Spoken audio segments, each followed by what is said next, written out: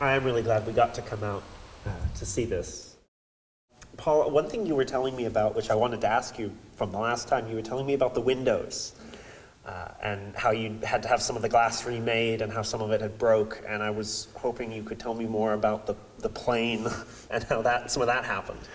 Well, I've been told that when they first started running jets in the area and breaking the sound barrier, that the old glass is so thin, and if the putty was at all loose, which it is in a lot of old buildings, that would crack or break the glass.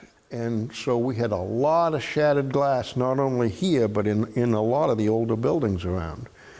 And so in the late 50s, early 60s, a lot of glass got broken. That's about when I thought it was. From that era. And so as they replaced the glass, they used whatever they had or could get, and that's why we kind of have a hodgepodge of glass in these windows. But people think of it as stained glass. It is not. It is etched glass. Okay. It was a frosted glass, and the flower pattern or the red or green patterns that were in the glass are etched into the glass. With acid? With an acid. Yeah. Which is quite a time-consuming project. I'm not sure exactly how they did it. This was in the 1870s, 1868 to 1872, somewhere in there. Yeah. But if you look real close at some of the original glass, you can see where it was cut out by hand in a pattern. And so it was folded as it was cut. And when they opened it up and put it on the glass, you can see the repeat of any slight differential. Oh, okay, it's the same mistake copies. Time and time again throughout the glass. All right. So when we went to replace the glass, we've done 4 windows now, 2 complete with new glass, and 2 we've replaced what glass we had to, but not everything in its entirety. It takes me about 80 hours to do an upper and lower sash.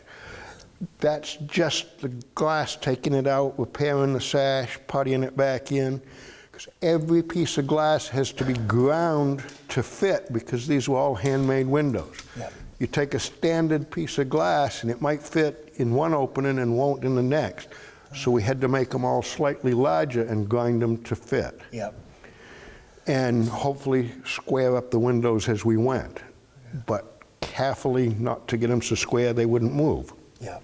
I've saved every piece of glass that's come out of these, by the way. I have glass enough to do 2 more windows. Okay. Do you know when the chandelier was turned over from oil to bulb? Approximately 1954. Okay. I do have that in the records, but it was in the early to mid 50s. I've been going through the records. There's a receipt in there for when they buy the weather vane, and the money goes to this and to that. And you were telling me about how a lot of the weather vanes had to be rebuilt as well.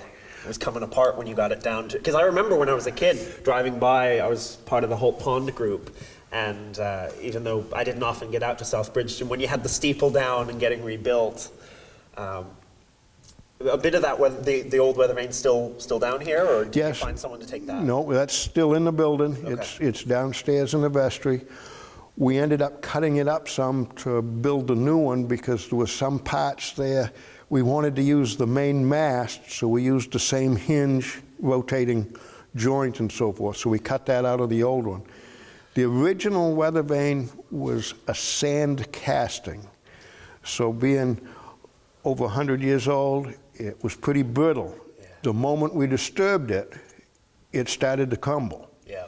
As long as we kept it vertical, it seemed to be okay, but if we tipped it at all off vertical, it started to shatter.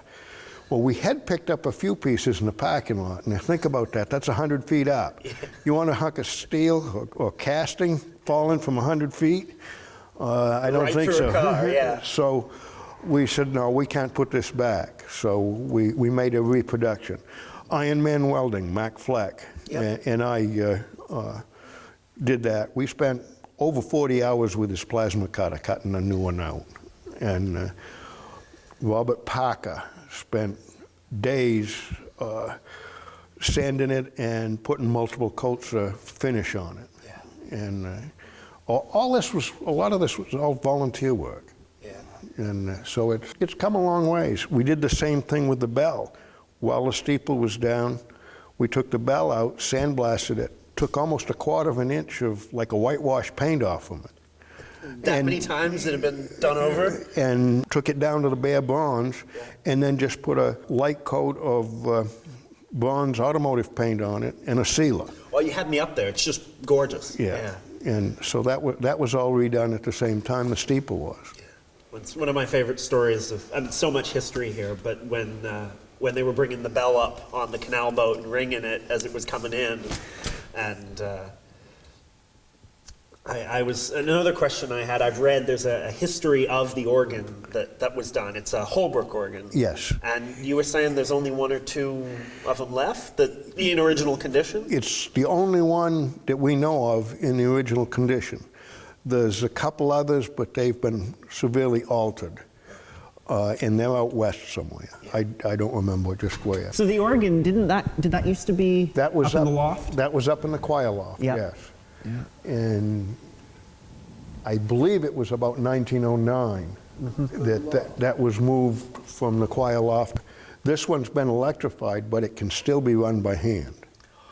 And we tried turning it on a week or so ago to demonstrate it slightly, Yep. but it was so cold that it wouldn't come up. We really got to get the temperature up in here before we can run it. Yeah. The bellows just wouldn't blow up. Sure.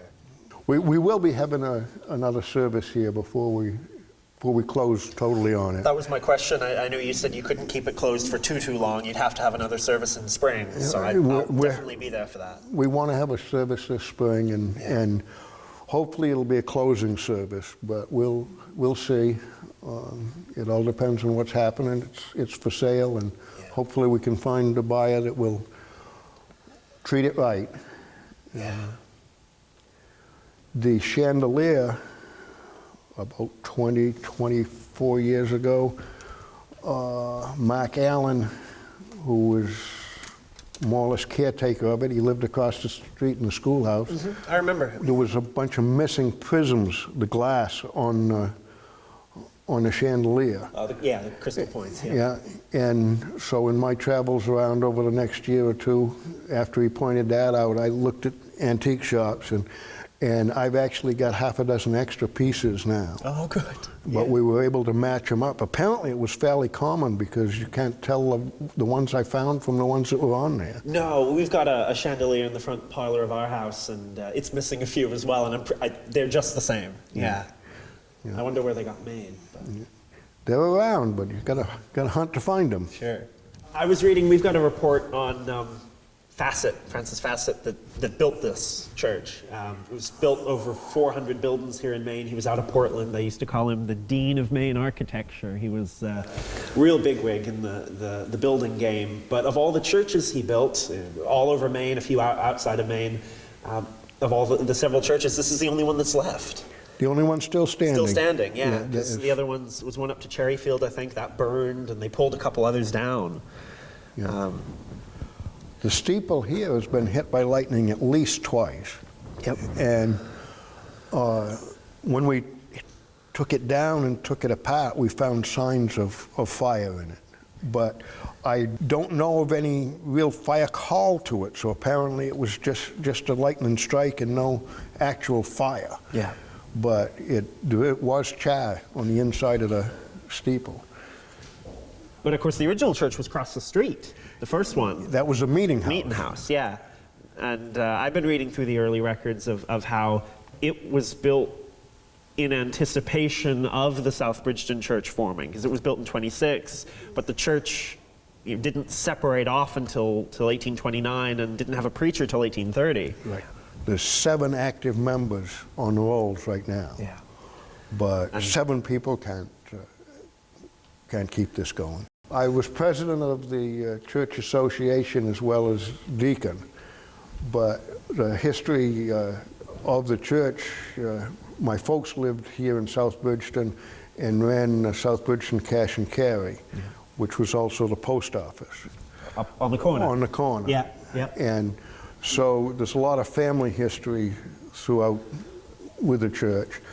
And I've been here in South Bridgton for over 50 years. Yeah. So I've been involved with the church on and off a good part of that time, and I guess I'm one of the last ones to stick it out with the congregation as it aged. What really struck me the first time I made it downstairs was we still have pictures of almost every minister, all the early ones right up through 1900, and then a lot of the ones since then. I thought we had them all. Yeah, I've been going through trying to identify. There are still a few that don't have names on them, so I'm struggling with pinning a few of them down. But I just had a breakthrough on one of them. The sense of history here was so much stronger than a lot of even some of the older churches here in Bridgton in the area that just don't have those early records. I've read them all Yeah. over the years, and it's quite a challenge just to read them. The old handwriting. I'm starting in on that. I've got the first couple books down, and I'm better trained in reading and copying out the old handwriting, but there's still some words in there that really you struggle with. You look at them for minutes. You just get used to somebody's handwriting, and then they'll change. They'll change the secretary. Right. Yeah. And you've got to start all over. Oh, gosh. Yeah. But you want to spend some time. There's a lot of hours in those. Oh, yeah. Oh, yeah. There are a few things, though, the organ, the bell, that you were telling me one of the churches that came up was real interested in the bell, but you want that to stay with the building. That's part of the preservation of it. I'm hoping that we can leave the bell, the organ, the chandelier, and maybe most of this sanctuary intact. But it all depends on what kind of interest we get. Could be a lot of good uses for this. Church would be number one, but wedding venue, there's all kinds of things. A conference room, music center. Yeah. The acoustics in here are just wonderful. Well, we brought in some of the Maine preservation people to talk about, if there were grants or programs or, because it's on the National Register. Are there any programs like that I sort of didn't think there was, There's not a lot. They can help in preservations if we come up with projects. There are some grants we could apply for. Yeah. But nothing in specific to what the Maine Preservation and Historic Buildings has done. They took a lot of pictures as well, and they've got it posted on their site, hoping to get somebody of interest that might have a use for it that would be correct.